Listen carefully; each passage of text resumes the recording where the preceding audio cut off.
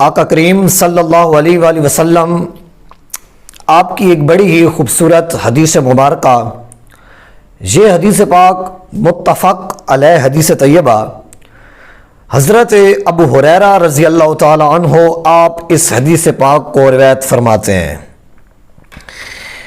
آپ ارشاد فرماتے ہیں کہ آقا کریم صلی اللہ علیہ وآلہ وسلم نے ارشاد فرمایا کہ لا یلدغ المؤمن من حجر واحد مرتین، کہ مومن ایک سوراخ سے 2 مرتبہ نہیں ڈسا جاتا۔ یہ جو حدیث مبارکہ ہے، اس کی تفصیل میں جانے سے پہلے ہم اس حدیث پاک کا تھوڑا سا پس منظر دیکھتے ہیں کہ کس موقع پر آقا کریم نے یہ ارشاد فرمایا کہ مومن ایک سوراخ سے 2 مرتبہ نہیں ڈسا جا سکتا۔ ہوا کچھ یوں کہ عرب کا ایک بڑا مشہور شاعر تھا ابو غرہ نامی، اس شاعر کا تعلق وہ عرب کے ایسے طبقے سے تھا جو اسلام کا مخالف تھا۔ وہ ایسے شعر کہتا تھا جس میں اسلام کی مخالفت تھی۔ حضور اکرم صلی اللہ علیہ وآلہ وسلم آپ اور آپ کے اصحاب کی مخالفت تھی، اور اپنے شعروں کے ساتھ وہ عرب کے شریر نوجوانوں کو اکساتا تھا، جس کا اثر یہ ہوتا تھا کہ وہ مسلمانوں کو نقصان پہنچاتے تھے۔ تو ایک مرتبہ ایسا ہوا کہ غزوہ بدر کے موقع پر وہ جو کافر قیدی تھے وہ بھی ان کے اندر قید ہوا اور مسلمانوں کے قبضے میں آ گیا۔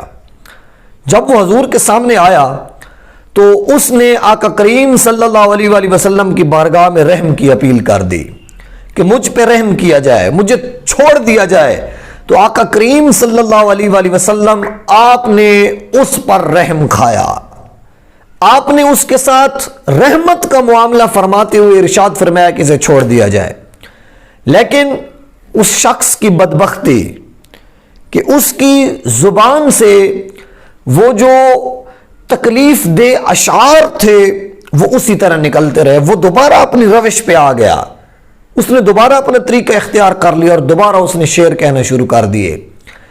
پھر ایسا ہوا کہ جب غزوہ احد ہوا تو وہ شخص دوبارہ قید ہو کے مسلمانوں کے قبضے میں آ گیا۔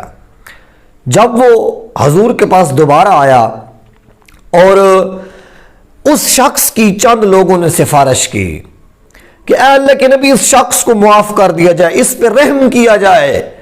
حضور اکرم صلی اللہ علیہ وآلہ وسلم آپ نے ارشاد فرمایا کہ لا یلدغ المؤمن من حجر واحد مرتین، کہ مومن ایک سوراخ سے 2 بار نہیں ڈسا جاتا۔ آپ نے حکم ارشاد فرمایا کہ اسے قتل کر دیا جائے۔ تو ہمارے لیے یہ سبق ہے کہ جہاں سے ہمیں ایک مرتبہ بالخصوص دین کے معاملات میں اگر کہیں سے ہمیں ایک مرتبہ نقصان اٹھانا پڑ جائے، کہیں سے ہمیں خسارہ آ جائے، کہیں سے ہمیں دھوکہ مل جائے، تو دوبارہ ہمیں اس دھوکے میں نہیں جانا چاہیے۔